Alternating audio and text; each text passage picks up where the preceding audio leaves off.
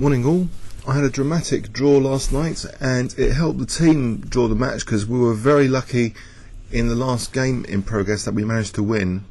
Our player was 2 pieces down, but the opponent actually ran out of time. It was so short time he actually forfeited the time trying to convert, to find the winning move. Okay, so this is the league tables, Barnet and Elizabethans. So our fixture was last night, 6th of May, and we only needed a draw actually, because Wood Green, who could have theoretically caught us up, if we'd lost last night and then lost to Wood Green, who we play on the 20th, then it would have been like a tie.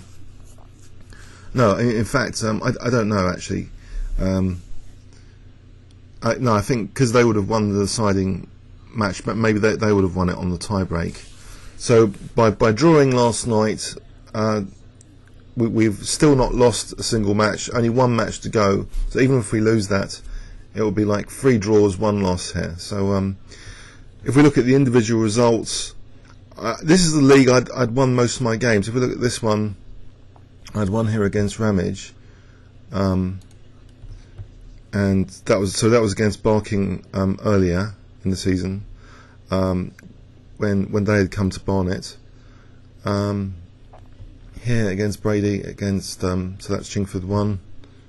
So this was one of my favourite leagues because it was the time limit. I think I like the time pressure element.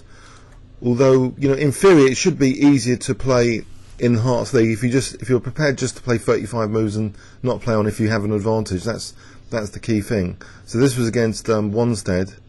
But in this league it's like 30 moves in an hour and a quarter. So I had like 8 out of 8 up until last night, which was a draw. So Chingford on the return match beat Robin Oakley. On this match, John Capes, Wanstead here in Hannibal, I beat with black pieces. I think that was a Dutch grad.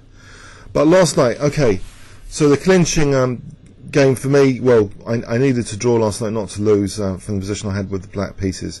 So let's go on to that game to have a look. This is the North Circular League chess site. If you're in the North Circular area, please consider joining a team within the league. It's always looking for members. So, okay. Barnet's also done the double because we also won the Blitz, the Capes Trophy, not the Capes Trophy, the Lawrence Cup, the 30-minute Blitz. So here but we only had to play 2 matches for that, so that's not a big deal. As much as winning the first division of North Circular League. Okay, on to the game from last night. Okay, this is the game. I was black against John White. It's kind of funny, really. I was black against white. Okay, so John played E4 and I played the French defence, and I believe we have had a few past encounters, and he's actually leading our overall match score. He's beaten me at least twice before, and I think I've beaten him once. Okay, so and I think we've beaten down this path before with Bishop G5. So he knew what I kind of play in the French. And now D takes E4. If Bishop E7, I think this might be going down his favourite, one of his pet lines, which he beat Georgia in the 5-minute tournament. This kind of line, I think. Actually, I'm not sure about Queen. No, not he doesn't. I don't think he plays it with Queen there. I think Queen here, and then casting Queenside and Bishop D3. So that's potentially quite an aggressive line actually. I wouldn't like to castle Kingside here. I think Paul in the 5-minute had castled Kingside and got hacked up.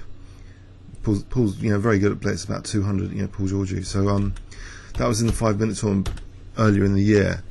So anyway, it's just as well I take on E4, I avoid that. So White doesn't have that pawn wedge with E5 and the advantage on the king side so much.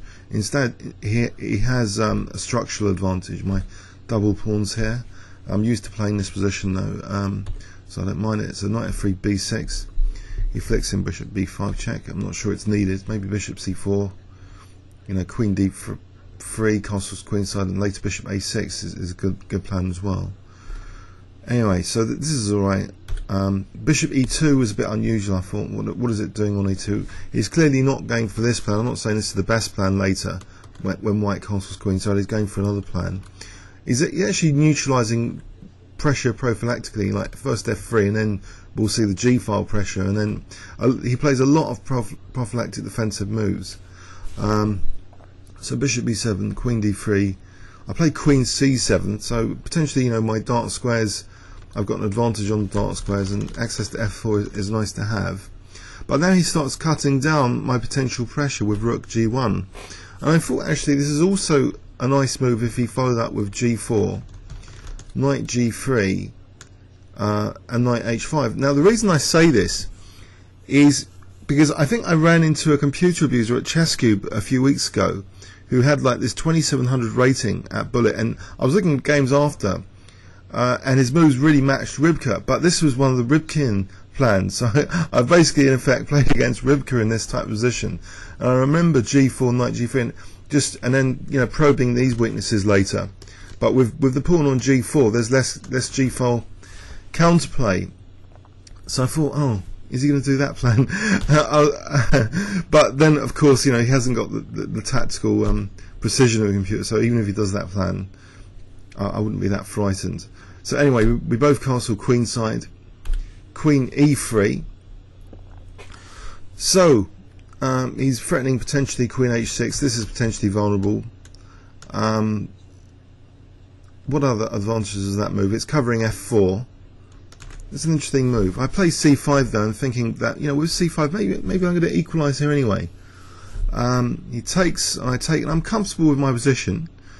And he doesn't play knight takes because bishop takes and f2 is a bit weak. Maybe I take on f2 and win a pawn. Even if he goes queen h6, I'll take there, and that would be unpleasant. So actually, he played knight c3, and now I didn't like the idea of knight b5 allowing that, so I played a6. But a6 also has the advantage that I might be able to play b5 and b4 later. In fact, after g3, I play immediately b5 now. And this is one point of controversy. If, I should have tried to keep at least one pair of rooks on. At the moment, white can at leisure play rook takes d8. But what if, I played like king b8? Or even before playing c5, the move king b8 to try and avoid the second exchange of rooks if he's going to play rook d8 and rook d1, to be able to play rook c8. Earlier, however, okay, so this is at move 16 g3. I'd like to just flick earlier. Let's just rewind earlier. Instead of c5, then, if I really want that possibility, this is a variation I looked at. So knight c3, a6. So one pair of rooks get exchanged. Now rook c8, but I'm not sure this is as big a deal as I thought last night. So knight d4, for example, is a powerful centralising move, and it's kind of annoying because this pawn mass is still vulnerable, and there's still entry points like h6, and knight f5 might be possible if the queen wasn't protecting the bishop.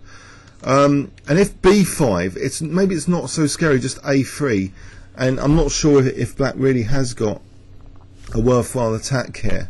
Again, these structural problems, they are sort of balanced out. I mean, having the rook pair, yeah. But it was interesting, the game continuation. So in the game continuation, I didn't waste time with, well, for that, I didn't use up time to play king b8. I just played c5 immediately. So anyway, back here, so b5, rook, he did rook takes, and then rook d1. And I've carried on with b4. So he exchanges off another pair of rooks. According to Rybka, black still got a slight advantage, and maybe the best move here is not what I played, which was queen a5.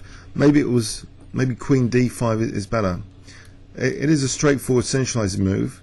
It avoids white playing bishop c4, and then also maybe if king b1, maybe just queen e4, just trying to go into this ending. If queens come off, knight e4 and bishop c5, again targeting f2. If queen d2, I think black just stands better. It's more aggressive pieces, so maybe I should have gone for this. So in the game continuation, after knight d1, I played queen a5, knowing that he's got bishop c4, but I thought maybe my queen's useful on this row. So bishop c4, I played knight e4. Maybe knight d7 is also worth considering. to be able to play bishop c5, trying to use this dark square bishop. But Knight e4 had the same kind of purpose, and I didn't really expect this retreat, but it is a good retreat, this knight d2, again offering an exchange of pieces. But maybe, you know, I thought f5 and I'm getting these centre pawns, so I'm playing f5, so the knight's come off. And also, you know, this centre pawn is like sealing, you know, f3, f4 advance because of the en passant. So I didn't think I was that bad here. Also, tactically, I'm threatening bishop g5, screwing the queen. So he didn't have to play h4 here against that. He could have played maybe king b1, but he played h4, which is a bit more committal.